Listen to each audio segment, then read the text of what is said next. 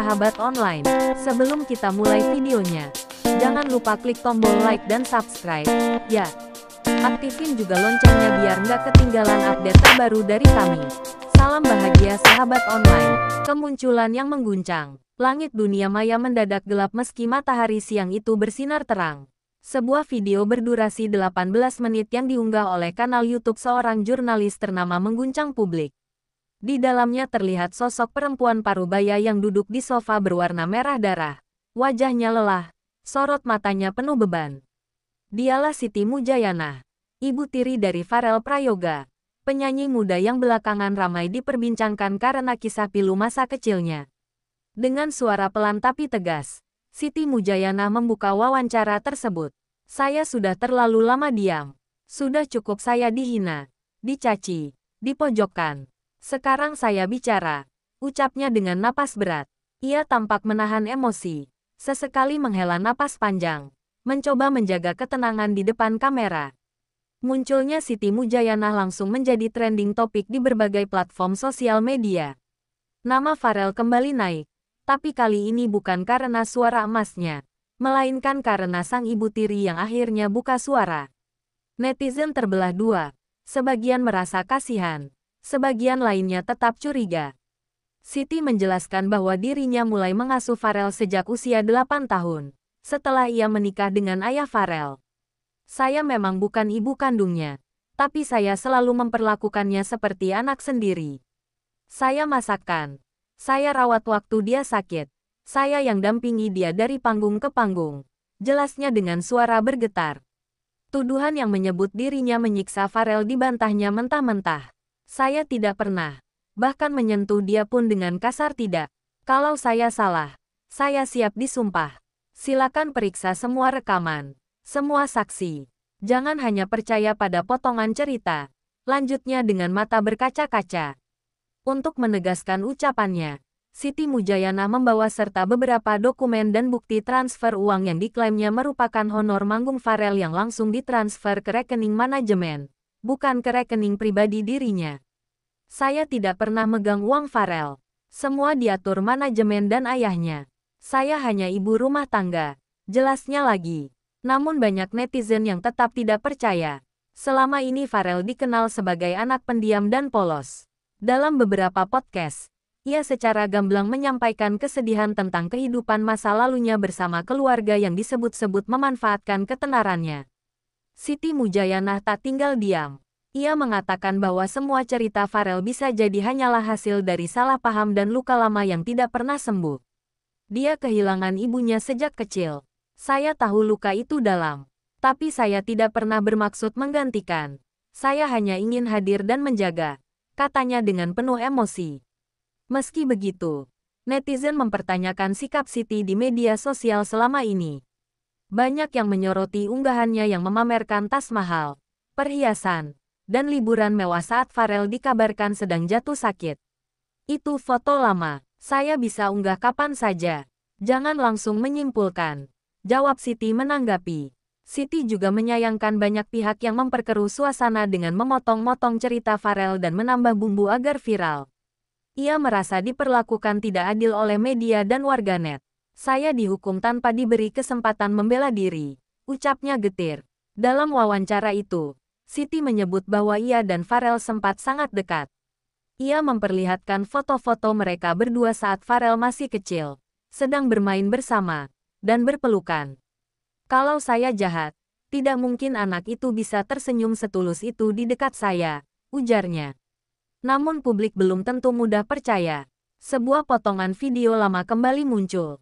Dalam video itu, terlihat Siti sedang memarahi Farel dengan nada tinggi di belakang panggung. Terekam oleh kru secara tidak sengaja. Video itu menjadi bukti baru yang memperkeruh klarifikasi Siti. Menanggapi video tersebut, Siti menjelaskan bahwa itu terjadi saat Farel menolak tampil karena kelelahan, dan ia hanya panik karena waktu tampil sudah dekat. Itu bukan kekerasan, itu panik seorang ibu. Tapi tentu saja, video itu hanya ambil sebagian kecil tanpa konteks, katanya. Wawancara Siti Mujayana ditutup dengan permohonan. Ia meminta publik untuk berhenti menghakimi tanpa tahu kebenaran yang utuh. Ia juga berharap bisa bertemu Farel secara langsung untuk bicara dari hati ke hati. Tanpa kamera, tanpa publik, hanya mereka berdua. Namun hingga saat itu, Farel belum memberikan tanggapan resmi. Ia hanya mengunggah sebuah foto masa kecilnya bersama mendiang ibu kandung, disertai caption singkat, "Rindu Ibu, tempat ternyaman yang pernah ada." Unggahan itu langsung viral, ribuan komentar membanjiri. Kebanyakan mengungkapkan empati dan doa untuk Farel. Di tengah klarifikasi Siti Mujayanah, netizen justru kembali memeluk luka lama yang disuarakan Farel. Situasi pun menjadi semakin rumit. Warganet kini menunggu langkah selanjutnya dari Farel. Apakah ia akan membalas klarifikasi ibu tirinya atau tetap memilih diam seperti biasanya? Banyak yang mendesak Farel untuk bicara demi kejelasan. Di sisi lain, tim hukum dari pihak keluarga Farel kabarnya sedang menelaah kemungkinan membawa masalah ini ke jalur hukum. Ada potensi gugatan balik, baik dari Siti maupun dari pihak Farel jika narasi ini terus berkembang tanpa bukti kuat. Sementara itu, kanal-kanal YouTube gosip dan TikTokers terus meraup pundi-pundi rupiah dari konten tentang konflik keluarga ini. Potongan demi potongan video disusun ulang, diberi judul bombastis, dan diolah sedemikian rupa untuk menarik penonton. Tak sedikit pula pengamat psikologi dan keluarga yang mulai angkat suara. Mereka mengingatkan bahwa konflik keluarga, apalagi yang sudah menyentuh luka batin masa kecil, seharusnya ditangani secara privat dan bijak, bukan dibuka habis-habisan di ruang publik. Tapi nasi telah menjadi bubur. Kisah Farel dan ibu tirinya, Siti Mujayanah, telah menjadi drama keluarga yang dikonsumsi jutaan mata. Entah siapa yang benar, siapa yang salah, publik hanya tahu bahwa luka sudah terlanjur terbuka, dan mungkin butuh waktu lama untuk sembuh. Sementara itu, Farel tetap diam. Ia hanya terus bernyanyi, seolah mencoba mengobati luka yang tak bisa diceritakan lewat kata-kata, hanya bisa disampaikan lewat lagu. Malam itu, sebuah studio televisi nasional menyiarkan acara talk show dengan bintang tamu istimewa, Farel Prayoga. Ia tampil mengenakan jaket hitam sederhana dan celana jeans. Tidak seperti biasanya yang selalu tersenyum. Malam itu raut wajahnya tampak dingin, penuh beban. Ia duduk di hadapan pembawa acara yang sejak awal sudah menyiapkan pertanyaan paling sensitif, tentang klarifikasi ibu tirinya, Siti Mujayanah. "Farel, kamu sudah nonton klarifikasi Bu Siti?" tanya host dengan nada pelan. Farel mengangguk singkat, "Saya nonton," jawabnya tanpa emosi. "Saya dengarkan semuanya." Publik menahan napas, menanti setiap kata dari mulut Farel. Pemuda asal Banyuwangi itu menarik napas panjang sebelum melanjutkan. "Saya nggak mau menyalahkan siapa-siapa, tapi saya hanya menyampaikan apa yang saya alami. Apa yang saya rasakan selama ini, itu nyata. Saya tidak mungkin mengarang," katanya. Farel bercerita bahwa sejak kecil, ia merasa berbeda dari anak-anak lain. Ia tahu hidupnya berat. Sejak ibunya meninggal, ia tinggal bersama ayah dan ibu tiri. Meski awalnya baik, ia mulai merasa tertekan ketika mulai dikenal banyak orang. "Waktu nama saya mulai naik, saya mulai merasakan tekanan. Saya harus kerja, manggung tiap hari, nggak kenal libur. Saya nggak bisa sekolah dengan tenang. Dan saya nggak pernah tahu berapa penghasilan saya. Saya cuma disuruh tampil, terus tidur," ujarnya sambil menunduk. Pembawa acara sempat terlihat gugup. Tapi Farel tetap tenang. Ia tak menunjukkan kemarahan, hanya kesedihan yang dalam. "Saya tahu, orang bilang saya harus bersyukur. Tapi apa gunanya dikenal kalau hati saya sendiri rusak pelan-pelan?" tanyanya lirih. Farel tidak menyebut nama Siti Mujayanah secara langsung dalam pernyataannya. Namun dari nada dan isi bicaranya, publik tahu siapa yang ia maksud. Ia berbicara tentang masa-masa sulit saat harus menyanyi meski sedang demam.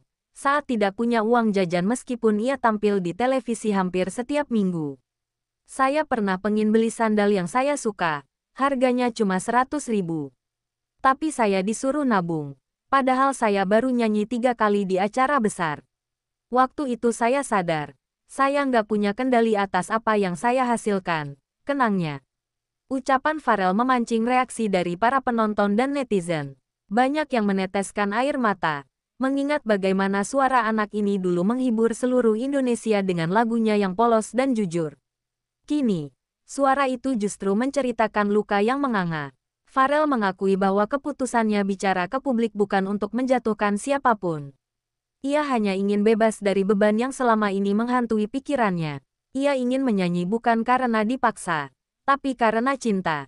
Saya bukan mau menjatuhkan siapapun, tapi saya berhak jujur. Saya manusia, bukan robot. Saya anak kecil yang cuma pengen disayang, bukan dimanfaatkan, katanya. Suaranya mulai bergetar. Setelah sesi itu, Farel tidak langsung pulang. Ia memilih duduk di belakang panggung, menatap kosong ke layar ponsel. Ia melihat kembali foto-foto lama, dirinya kecil bersama almarhum ibunya. Momen-momen bahagia yang terasa semakin jauh dari genggaman. Salah satu manajernya, yang dulu sempat dekat dengan keluarga Farel, menyusul ke belakang panggung dan mencoba menghiburnya. Namun Farel hanya tersenyum kecil dan berkata, "Aku nggak nyari pembelaan. Aku cuma pengin jujur." Sementara itu, klarifikasi Siti Mujayana semakin mendapat sorotan. Banyak pihak mulai mempertanyakan kebenaran dokumen dan transfer yang ia tampilkan. Beberapa netizen mulai melakukan penelusuran silang dan mendapati bahwa beberapa bukti dianggap tidak konsisten. Seorang pengamat hukum keluarga bahkan menyatakan bahwa jika tuduhan Farel terbukti benar, maka bisa saja kasus ini masuk dalam kategori eksploitasi anak di bawah umur. Kalau benar ada unsur tekanan mental dan pengambilan hak secara sepihak, ini bisa masuk ranah hukum pidana, katanya. Di sisi lain, Siti Mujayana kembali muncul dalam sebuah program YouTube berbeda. Ia menangis dan mengatakan bahwa semua ini adalah hasil pengaruh orang-orang di sekitar Farel. Dia berubah sejak dekat dengan orang luar. Anak itu bukan Farel yang saya kenal dulu, katanya. Pernyataan Siti kembali menuai reaksi keras. Netizen menyebut ia sedang mencari kambing hitam dan tidak mau bertanggung jawab atas masa lalu. Namun tetap ada sebagian orang yang bersimpati, menyebut bahwa mungkin Siti hanyalah ibu tiri yang kurang komunikasi, bukan pelaku utama. Di tengah perdebatan ini, Farel memilih mundur sejenak dari media sosial. Ia menutup kolom komentar dan hanya sesekali membagikan potongan lagu-lagu yang sedang ia rekam. Suaranya terdengar lebih sendu dari biasanya. Salah satu lagu yang ia unggah berjudul, "Bukan Anak Mesin," liriknya menyayat hati. "Aku bernyanyi bukan karena dipaksa, aku bernyanyi karena ingin bahagia, tapi kalian lihat aku hanya dari suara, bukan dari luka yang kuterima." Lagu itu menjadi viral dalam semalam. Ribuan video TikTok menggunakan potongan lagu itu sebagai background, dan publik makin percaya bahwa Farel benar-benar memendam luka yang dalam selama ini. Farel tidak pernah menyalahkan secara langsung siapapun. Ia hanya berkata, "Saya cuma ingin hidup saya kembali jadi milik saya. Bukan milik orang lain. Saya pengen nyanyi karena saya suka, bukan karena kewajiban." Pernyataan itu dianggap sebagai bentuk kematangan Farel yang luar biasa di usia muda. Namun di balik kedewasaannya, semua orang tahu bahwa Farel adalah anak yang sedang berusaha menyembuhkan dirinya sendiri. Cerita tentang Farel dan ibu tirinya kini bukan sekadar kisah keluarga. Ia sudah menjelma menjadi potret luka banyak anak di luar sana yang merasa tidak pernah benar-benar didengar. Klarifikasi Siti Mujayana tampaknya belum akan berhenti. Beberapa hari setelah wawancara pertamanya viral, ia kembali muncul di sebuah kanal YouTube besar, kali ini dengan ekspresi lebih tenang.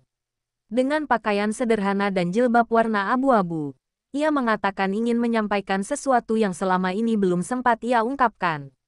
"Saya tahu orang-orang sudah membenci saya. Saya tidak bisa mengubah semua itu. Tapi saya ingin anak itu tahu, saya tetap sayang sama dia, meski dia sudah melupakan saya," ucapnya pelan. Siti mengaku hatinya hancur saat melihat Farel berbicara di televisi tanpa sekalipun menyebut namanya. Ia merasa seperti terhapus dari cerita hidup sang anak. "Saya memang bukan ibu kandungnya, tapi saya sudah anggap dia seperti darah daging sendiri," katanya lagi. Dalam wawancara tersebut, Siti membawa serta beberapa foto dan video masa kecil Farel saat berada di pelukannya.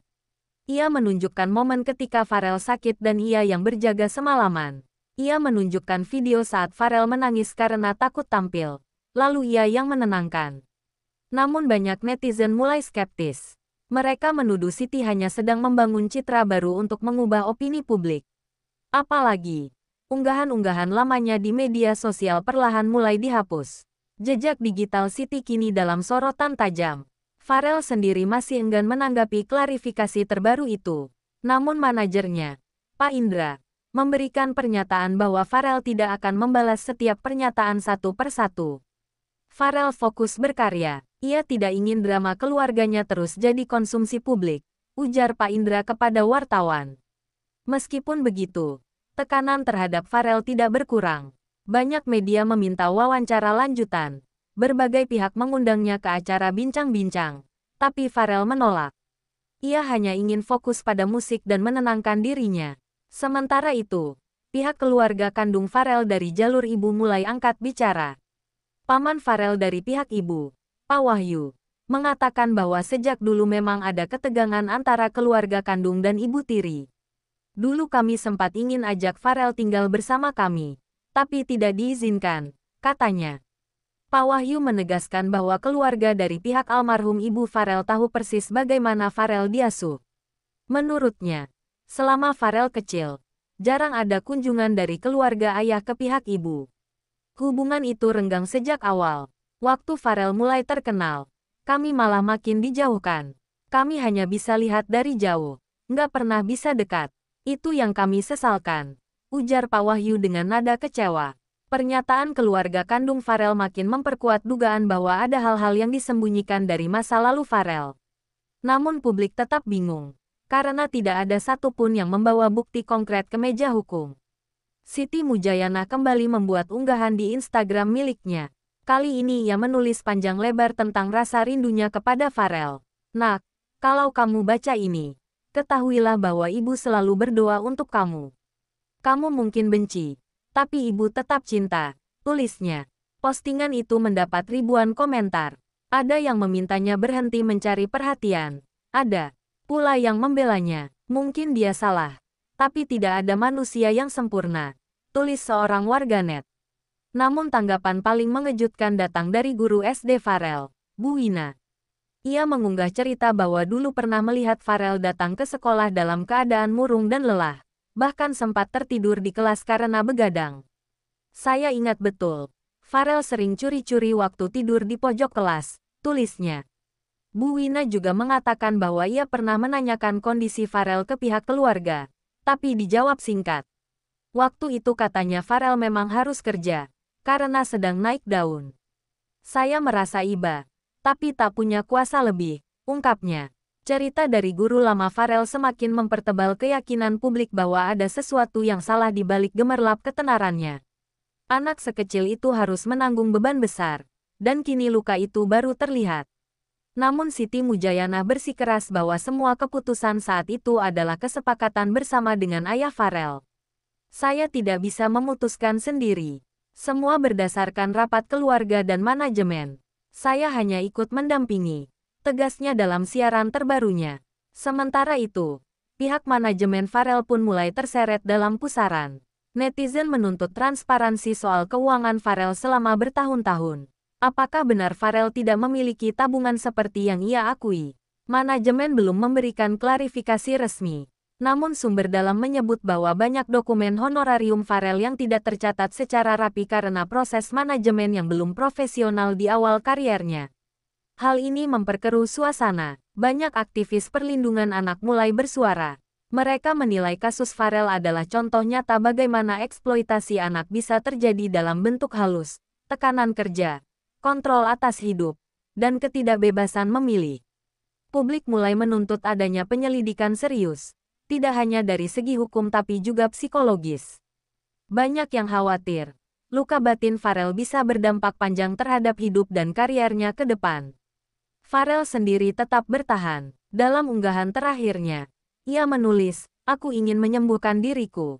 Aku nggak mau menyalahkan siapa-siapa. Tapi aku juga nggak mau pura-pura bahagia."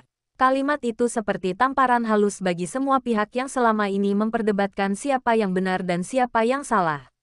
Karena pada akhirnya, yang paling penting bukan siapa yang dibela, tapi siapa yang terluka.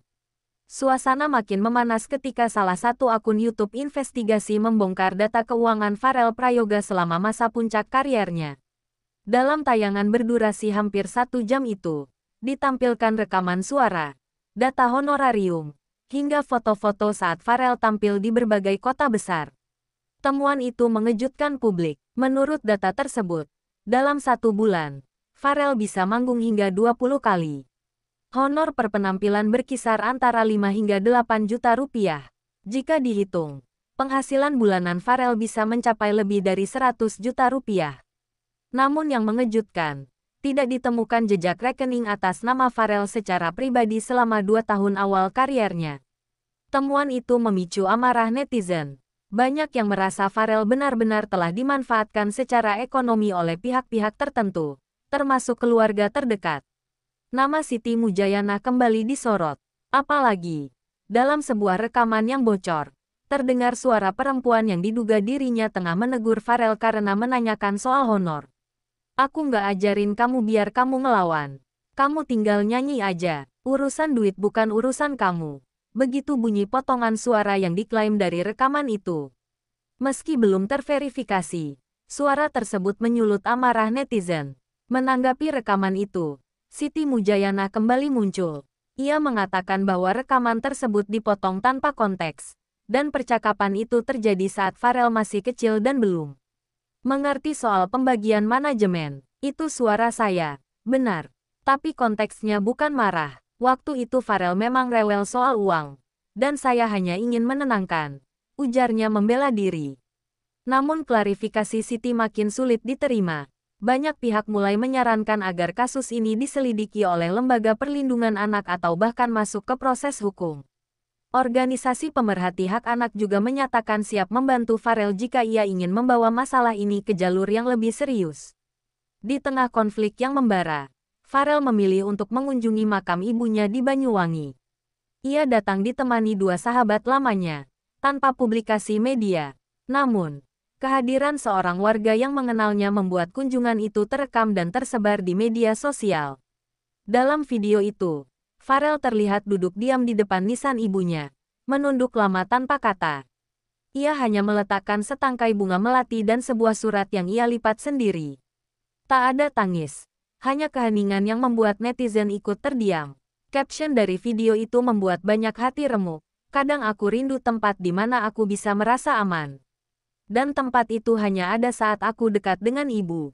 Ribuan komentar pun mengalir, menyemangati Pharrell dan berharap ia menemukan kekuatan untuk melanjutkan hidup. Mendengar kabar itu, Siti Mujayana merasa terpukul. Ia menyebut Pharrell sudah tidak lagi menganggap dirinya keluarga. Dalam wawancara ketiganya, ia mengatakan, kalau dia sudah anggap saya bukan ibu, ya sudah. Saya ikhlas, tapi jangan fitnah saya. Pernyataan tersebut justru memperkeruh suasana. Banyak yang menilai Siti mulai kehilangan kendali dan tidak lagi mampu mengatur narasi. Beberapa bahkan menyarankan agar ia berhenti tampil di media dan memberi ruang bagi Pharrell untuk memulihkan diri. Di sisi lain, ayah kandung Pharrell belum juga angkat bicara. Publik menanti kehadirannya. Namun hingga saat ini, ia seolah menghilang dari sorotan. Ada dugaan ia sedang dalam tekanan besar, karena ikut terseret dalam pengelolaan keuangan Pharrell di masa lalu. Manajemen lama Pharrell pun mulai membongkar dokumen internal mereka. Dalam sebuah dokumen yang bocor ke publik, terlihat bahwa mayoritas pembayaran honor Pharrell dikirim ke rekening atas nama ayahnya, bukan ke Pharrell langsung. Hal ini memperkuat dugaan bahwa Pharrell memang tidak diberi akses penuh terhadap haknya. Pharrell akhirnya membuat unggahan video pendek di Instagram. Ia tidak bicara banyak, hanya menyanyikan sepenggal lagu berjudul "Dengarlah Aku", dengan lirik yang menusuk, "Bukan aku tak menghormatimu, tapi aku lelah pura-pura tak tahu, semua ini lukaku. Bukan ceritamu, jangan paksa aku diam terus-menerus." Lagu itu viral di berbagai platform. Pharrell menjadi simbol keberanian anak muda yang berani bersuara tentang luka keluarga yang selama ini tabu. Banyak anak-anak lain mulai berbagi kisah mereka di kolom komentar, tentang ayah, ibu tiri, atau orang dewasa yang memanfaatkan mereka. Beberapa tokoh publik ikut bersuara, dari psikolog, aktivis, hingga selebriti. Mereka memuji keberanian Pharrell dan mendorong agar ia mendapat perlindungan penuh. Ada yang menyarankan agar KPAI, Komisi Perlindungan Anak Indonesia, turun tangan menyelidiki seluruh peristiwa ini. Sementara itu, Siti Mujayanah mulai mendapat tekanan psikologis. Dalam unggahan terakhirnya, ia mengaku lelah dan merasa seluruh dunia membencinya. Ia berkata akan berhenti muncul di media dan menyerahkan segalanya kepada Tuhan. Saya sudah bilang semuanya, kalau orang tetap tidak percaya, itu urusan mereka. Yang penting saya dan Allah tahu apa yang sebenarnya terjadi, tulisnya. Publik menyambut kepergiannya dari layar dengan lega.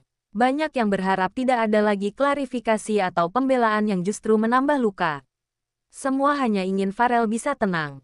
Dan jika ada proses hukum, biarlah berjalan sesuai jalurnya. Farel sendiri belum memberikan reaksi atas mundurnya Siti Mujayanah dari publik. Namun dalam wawancara radio lokal, ia hanya berkata, "Saya sudah bicara. Saya tidak akan bicara lagi. Sekarang waktunya saya bernyanyi, bukan menangis." Kalimat itu menjadi penutup yang kuat dari seorang anak yang telah belajar terlalu banyak dari luka. Farel tidak sedang mencari simpati. Ia sedang menyembuhkan diri, dengan cara yang paling ia tahu, lewat lagu. Beberapa minggu berlalu sejak kehebohan klarifikasi Siti Mujayanah dan pengakuan Farel mengguncang publik. Suasana mulai mereda, meski jejak perdebatan masih terasa di berbagai media sosial. Farel memilih untuk lebih banyak diam. Sementara Siti benar-benar menghilang dari publik. Tidak ada lagi unggahan video. Tidak ada lagi wawancara. Namun suatu pagi, dunia maya kembali dikejutkan dengan unggahan foto dari seorang ustaz yang cukup terkenal di Banyuwangi. Dalam foto itu, terlihat Farel dan Siti Mujayanah duduk berseberangan di ruang sempit, dengan wajah yang sama-sama menunduk. Captionnya sederhana, bersatu untuk saling memaafkan, bukan menyalahkan. Publik geger. Apakah mereka berdamai? Apakah Farel sudah memaafkan? Rasa penasaran menyelimuti semua orang. Tak butuh waktu lama, video pendek dari ustaz yang mendampingi pertemuan itu tersebar. Ternyata, pertemuan itu diinisiasi oleh keluarga besar dari pihak ayah Farel dan dimediasi oleh tokoh agama lokal. Pertemuan berlangsung tertutup. Menurut sang ustaz, Farel awalnya enggan datang. Namun setelah dibujuk dan dijelaskan bahwa ini hanya untuk menutup luka masa lalu, Farel akhirnya bersedia. Siti Mujayanah datang dengan mata sembab dan tubuh gemetar. Dalam pertemuan itu, tidak banyak kata yang diucapkan. Farel hanya mendengarkan. Siti mencoba menjelaskan kembali bahwa ia tidak pernah bermaksud menyakiti. Ia hanya merasa terjebak dalam kondisi sulit, antara menjaga anak dan memenuhi tuntutan pekerjaan. Farel tidak langsung menanggapi panjang lebar. Ia hanya berkata pelan, "Saya tidak akan lupa, tapi saya ingin berhenti marah." Kata-kata itu membuat semua orang di ruangan terdiam. Itu bukan permintaan maaf, tapi sebuah bentuk penerimaan bahwa tidak semua luka bisa sembuh dengan kata. Siti menangis. Ia meminta maaf, tidak hanya karena tuduhan yang beredar, tapi karena telah menjadi bagian dari luka yang Farel rasakan. "Ibu minta maaf. Bukan supaya kamu memaafkan, tapi karena ibu sadar pernah menyakitimu," ucapnya dengan suara tercekat. Momen itu terekam tanpa kamera. Hanya mereka dan beberapa saksi yang hadir. Farel tidak memeluk Siti, tapi ia mengangguk dan berkata, "Saya akan lanjutkan hidup saya tanpa dendam." Itu cukup untuk membuat semua yang hadir menangis dalam diam. Sejak hari itu, Farel tidak pernah lagi menyinggung soal masa lalunya. Ia kembali aktif di dunia musik, merilis lagu-lagu baru yang syarat makna dan emosi. Banyak yang memuji kedewasaannya. Di usia yang masih muda, Farel telah melewati badai besar dan tetap bisa berdiri. Sementara itu, Siti Mujayanah benar-benar mundur dari publik. Ia tinggal di desa kecil bersama keluarganya. Ia menolak semua undangan wawancara dan tidak lagi aktif di media sosial. Konon, ia kini banyak menghabiskan waktu di masjid dan kegiatan keagamaan. Hubungan keduanya tak kembali hangat seperti dulu. Namun tidak ada lagi pernyataan saling menyudutkan. Mereka memilih diam sebagai bentuk damai. Tak ada peluk haru. Tak ada tangis di depan kamera. Hanya dua orang yang akhirnya memilih jalan masing-masing.